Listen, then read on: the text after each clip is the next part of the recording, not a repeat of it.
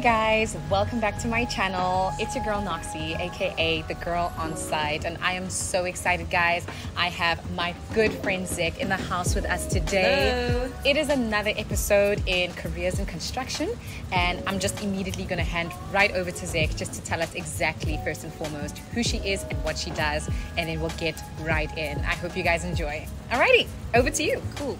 So I'm an interior designer, and I've been a designer for the last 8 years. Worked in Cape Town for 6 years for 2 different architectural companies, and just recently in the last 2 years I went off on my own and started doing my own interior design work. So I'm running my own company and busy working here in Durban, in Joburg, and Cape Town Cape as well. Town, yeah, Cape Town as well. Your girl is all over.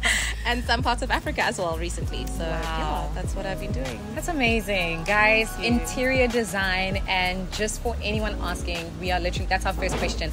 What is interior design?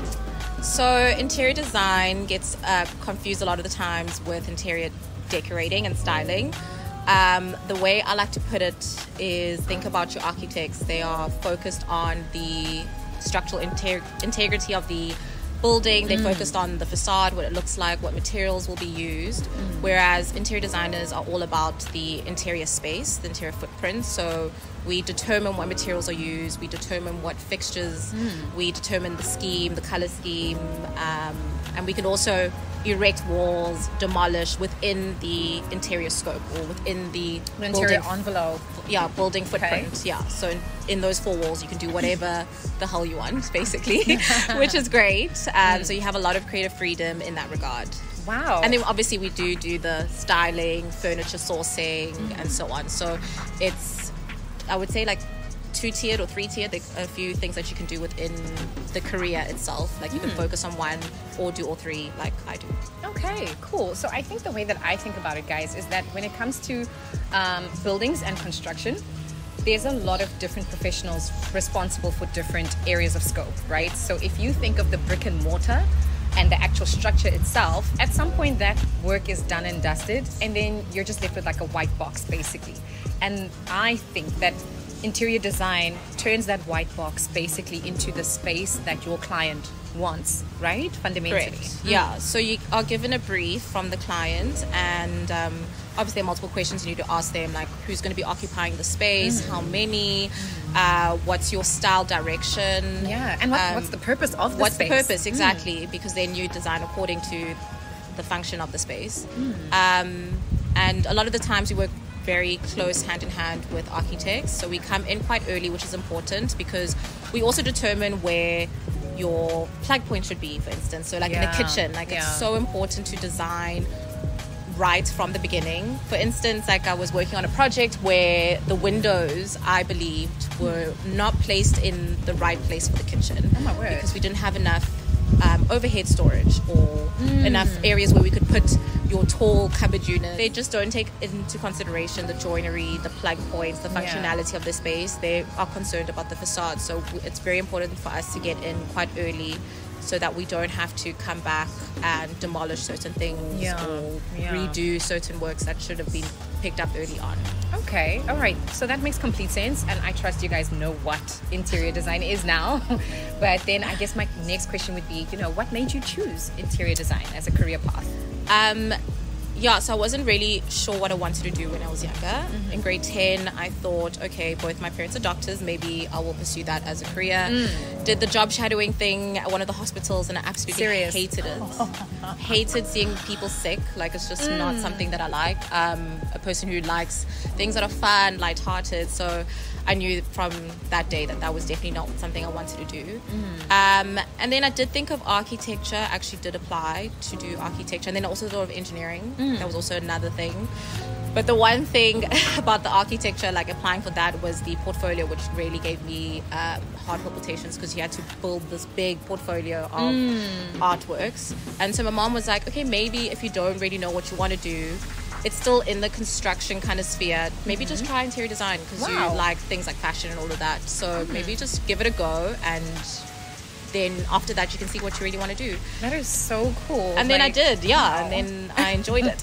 That's great, guys. I think for me, the most part when it comes to choosing your career path and the direction you want to go, like, it's quite interesting how everybody lands up with their choice in a different way. So the fact that you actually even were getting help from your mom, in fact, and just directing you. I mean, she knows you as well, so she was just like, look, why not this or why not that?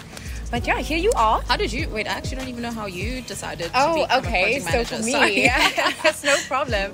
And you guys should just go check out episode 1 in this segment, because I did a segment on construction project management, just to tell you exactly how I got into the space. So how I got in was I actually wanted to be in the construction field from a very young age.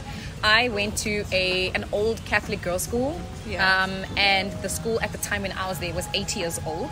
So it just had all the old stuff there. I mean, the school bell for us was in a bell tower. Oh, nice. And it was so cool. Like, people used to rotate the duty to ring the bell. I don't know how they chose, but there was a time where even I got a chance to ring that bell. Like, you needed your entire body strength to pull that bell down at the top of the hour to go to the next class.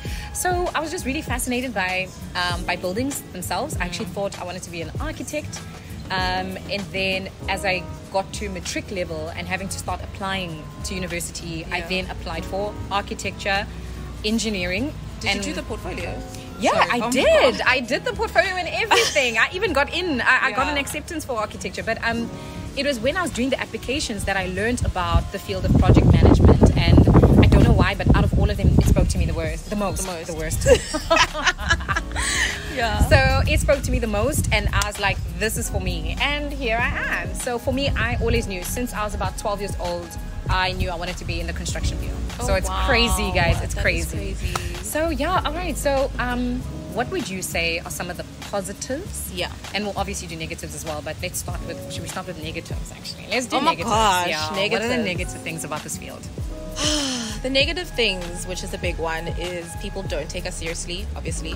They think that the people who don't understand, let me put it that way. So I'd say the people who are a bit more ignorant about the profession and the reasons why it's so important, they just kind of like, oh, whatever, you're just going to come pick colors and who cares, that comes last.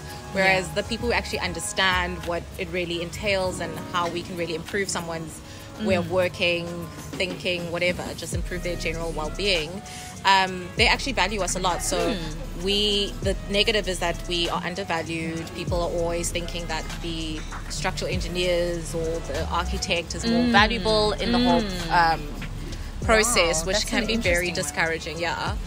And just the way that people talk to you as well sometimes, like, okay, you know, they just think, again, we're just here to fluff up some pillows, so that can be discouraging. What other negatives? That is so interesting, just to talk to that one, since it's the one you've brought up.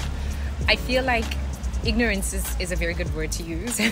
Just when people don't know. It's not to be mean, but some people just don't know that there is a very distinct and important, purpose that an interior designer provides. And I feel like, guys, these days, social media is just so fascinated with hashtag spaces. Right. And you only step into beautiful spaces when you've had a very good interior designer on board. So think of every beautiful space that you've walked into, a hotel, a restaurant, whatever facility you can think of, malls as well. All of that work is done by an interior designer. So I feel like it's a very important part of the building process. 100%. But I get you that some people could overthink it and be like, oh, well, you're just here to pick colors and pretty stuff. But it's what it will make the difference at the end of the day. At the end of the day. Yeah, and there's just so much more to it than just picking colors as well, so that can be a bit frustrating. Yeah. So now another negative. Wow. Do I talk about, because, like I said, I worked for two companies before and I'm working for myself now. What I will say about working for myself now, the one negative is also chasing payments, but I think that's just... any career, I think you would always chase payments with clients. I don't have that many negatives, to be honest. Like, well, then that's good. Don't make them up if they're not there. Yeah, I'm just trying to think. Like, there actually aren't that many. Oh goodness, besides, that's just the biggest one. Okay, interesting. Right, so it's just fundamentally being undermined at like just the professional level between all your other professionals, like your engineers and your architects, and then also as a business owner, being responsible for chasing up with clients and things. And I'm sure a lot of people, business owners, consultants, freelancers, you guys can all relate to that one. I mean, goodness, I could only imagine. So then let's go on to some positives then. What do you love about your job? Positives. Well, seeing the end result is like my favorite. Or I love conceptualizing and getting, to see the client's facial expression when they're like, oh my word, I absolutely love it, I can't believe you managed to capture my vision or whatever. So seeing that is really rewarding, and also seeing the end result, like walking through the site and being like, oh, this is so beautiful, it turned out so nice, my work, right? And the nice thing as well is that I thought about this the other day, is that my work is almost, it's got quite a long longevity to think about it. Like buildings stay up for 20, 30 years before people renovate again or demolish, whatever. So it's just kind of like your little legacy stays on for long, which is very, very nice. This is one of my positives as well, guys. The built environment, it really is just so rewarding to see your work literally, tangibly and right in front of you, and also it stands the test of time as well. So that's a big one. That is a big one. Anything else? Just being able to be creative, just thinking out the box, pushing the boundaries, learning. You learn a lot on the job as well, and I love learning new things. So yeah, it's just interesting. It's just so much fun. It's never boring. That was one big thing that I wanted out of a career. I didn't want to be bored. So it's never boring, trust me. There's a lot of drama on sites. So you have to be a type of person who can problem solve as well, because like I said, on sites, there's always something going on. There's always an issue. There's always a problem that you need to solve with your contractors, your subcontractors. So that part is exciting, but also can be daunting and a lot of anxiety. But no, that's hectic. A negative. That's definitely a negative. But I think the freedom to be creative in your work, I feel like it speaks volumes. Guys, a lot of the time you're stuck in a box. You do the same thing the same way over and over, and I feel like being able to express yourself creatively in the work that you do is definitely an advantage, and I'm sure that is something that a lot of people in this field probably look forward to. So what advice would you give to someone considering interior design as a career? So I've had a lot of people ask me on advice, especially people like who are doing their matric or whatever, or in high school, and I know a lot of people are so quick or want to just start their own companies and just do their own thing, which is great, but the drawback with that is that you don't understand how it is working with other consultants, like your engineers, working with a contractor, what you need to look out for.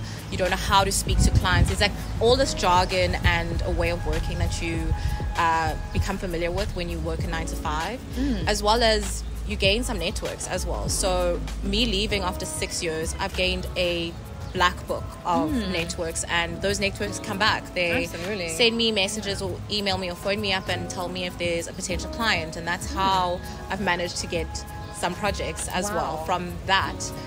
So I would definitely say, don't jump the gun.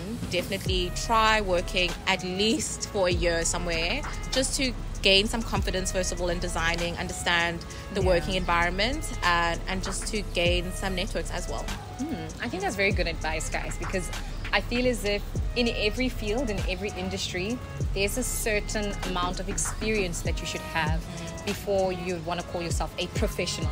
And at the end of the day, you don't want to waste time jumping into the deep end, seeing absolute flames, to put it quite frankly. Meanwhile, all you needed to do was be patient, gain that experience, and I think that employment gives you that part of being mentored as well by people who've done it before you, and that is always a good thing when it comes to developing your career. But absolutely, I mean, Zek is a great example of someone who did that groundwork, got that experience, and now has made a world of networks, and is now doing her thing as a business owner. So wow, that is amazing. And any last words before we call it a day? Any last words? Wow. Sure, you put me on the spot now. I'm also like last words. Last words. I mean, like, just go for it. Like, if you want to design, if you want to be creative, if you want to do something in fashion, or just anything. Like, the world is literally your oyster. You can make anything a fun career. And the thing is, working in a creative space a lot of the times doesn't feel like working. So just go for it, enjoy it, be fearless, and have a good time. And of course, ask Noxie for advice, or anyone for advice in this industry, because we're all here to help each other. Absolutely. We're not gatekeepers. Yeah. So feel free to ask any questions. All right, guys, I think that's the perfect part to just call it a day on this episode. Like Zek said, please just feel free to ask as many questions as you'd like. Pop in the comments, and you know what you need to do. You need to like, subscribe, share the content, of course, because the more the merrier. And of course, guys, I will see you soon. From us, it is bye for now. Thank you. Oh my gosh.